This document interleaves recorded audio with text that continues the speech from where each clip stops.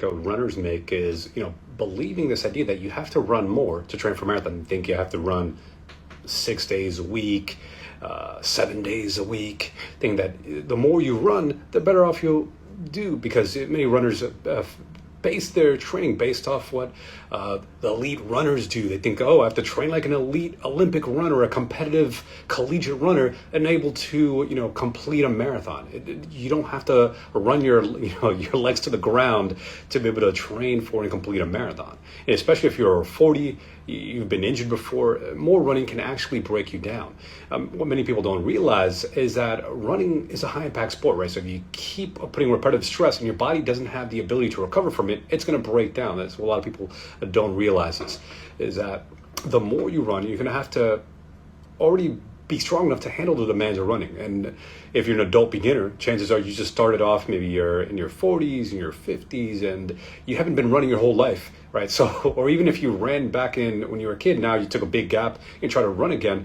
If your body's not strong enough to handle the demands of running, it's going to break down. You're trying to follow these plans where you're trying to run 6 or 7 days a week. So the goal is not more mileage, more days a week. The goal is smarter training. So I'm Dr. Ray Peralta, physical therapist and run coach, and I've been working with runners over the past 10 years to get pain-free and stay consistent.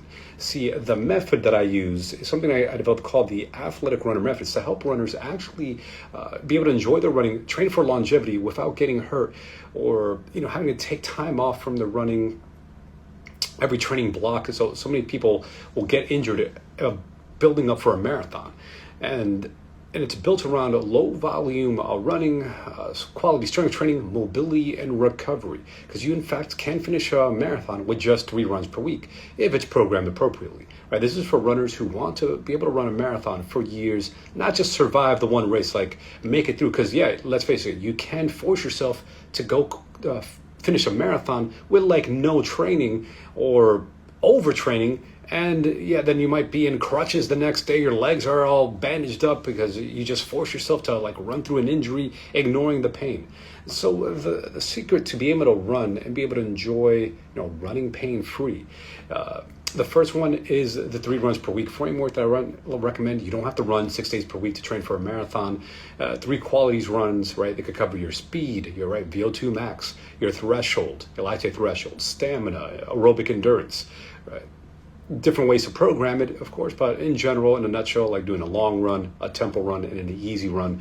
And especially important for runners over 40, so they can enjoy running without, again, being hurt, being injured all the time. And because many people don't appreciate about running is that it can put a stress on your body. Yes, running is a fun sport, but if you're not prepared for it, the high mileage can just wear and tear on your body. Try and do that week after week, especially as you're ramping up for a marathon. So if your body's not strong enough to handle that, that's why many runners end up getting hurt.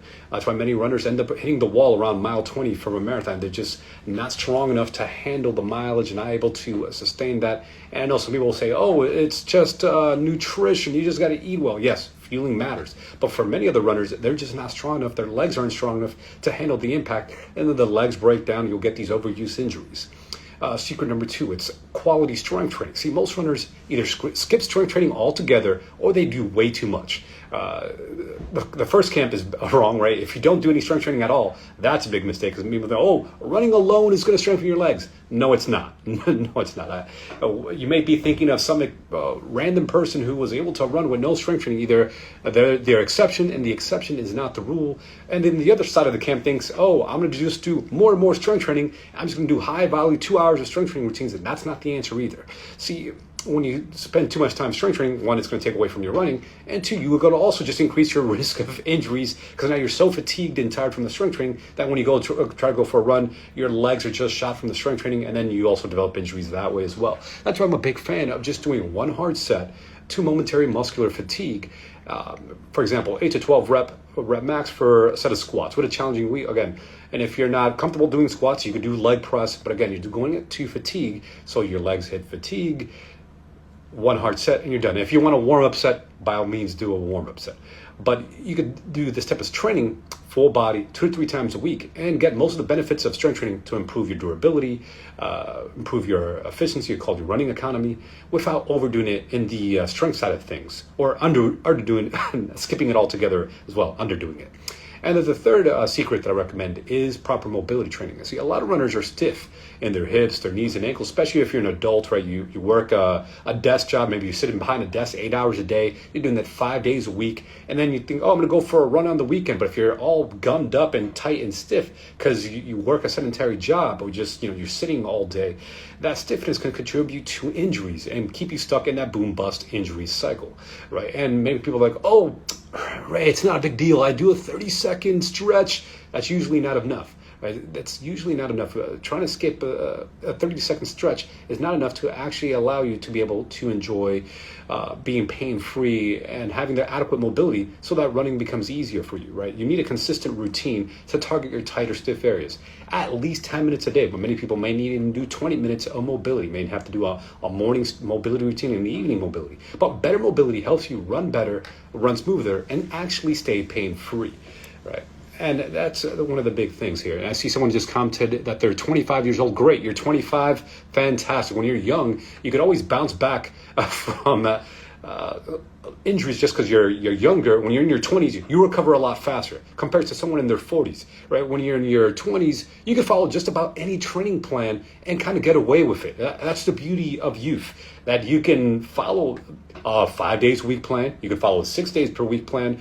And yeah, your body can handle it and you'll most likely be fine. Even if you got injured, oftentimes when you're in your 20s, you recover in 2 weeks, 2 or 3 weeks, right? There's a reason why so many people are trying to do things for the longevity space to try to make their bodies younger. And one of the best fountains of youth is actually doing the proper exercise, strength training, build up muscle tissue, build up your bone density so you can actually handle demands running. And when you're in your 40s, it doesn't mean you're screwed, it's too late. It just means you've got to be smarter. You can't follow the same routine that a 20-year-old will do or a 25-year-old will do, right? You got to be smarter about your recovery, your mobility, your strength. You can't skip those things or ignore them or kind of doing half-ass those things.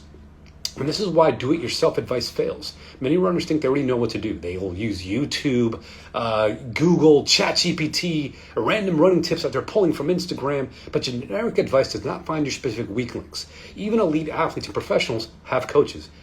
Even other coaches get coaches, right? You need another set of expert eyes to help you stop from keep getting yourself hurt, or just make sure you break through a plateau. Maybe you've been stuck trying to improve your speed. You've been stuck at the same pace month after month.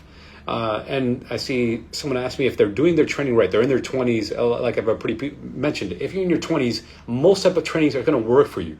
So you don't have to be too worried. You just make sure you're doing the right things. And if you need guidance, obviously work with a coach, work for an expert. But again, when you're old, when you're in your 40s or beyond, there's less room for guesswork. There's less room for wiggle, less room for error, because when you're older, those injuries don't just set you back for a week or two. They set you back for months. Heck, I've seen some people who've got injured haven't been able to run for a whole year or two. And unfortunately, in some extreme cases, they get a surgery where it really impacts their ability to run, like let's say a total knee replacement surgery, and they only are allowed to walk or use a bike or something. So one of my clients who I helped was in her 60s. She was told she couldn't run because of knee arthritis, bone on bone, right? She tried traditional physical therapy and only got temporary relief, right? This insurance-based care was just focus on the body part and then you're gone. But we found the real reason she kept breaking down. I found the root cause. For her, I had to look above and below the chin. I had to look at her ankle. I had to look at her hip, her back. And we found that her back was really contributing to her knee pain. Again, everyone's going to be a bit different. Everyone's going to have different causes of what's causing their pain or injury. For some people, it might be their programming. But with the right plan, she got back to running pain-free. And she wanted to run the New York City Marathon last year without the setback, without having to give up running. So I currently have 2 spots open for runners who want help. I put a link here to book that free consult call. We'll lay out the roadmap to help you run pain-free in the next 90 days. And if you're not in pain, we can at least help you prevent injuries and just train for longevity so you can enjoy your races, whether you're training for a marathon or not, or a half, or some other distance. My prices are going to go up in July, so now is the best time to get started. If you want to train smarter and avoid getting hurt before your race, or just, again, you want to be smart about training for longevity, being able to run pain-free, take action, you can click the link here or comment the word call, and I'll follow up with you with the details.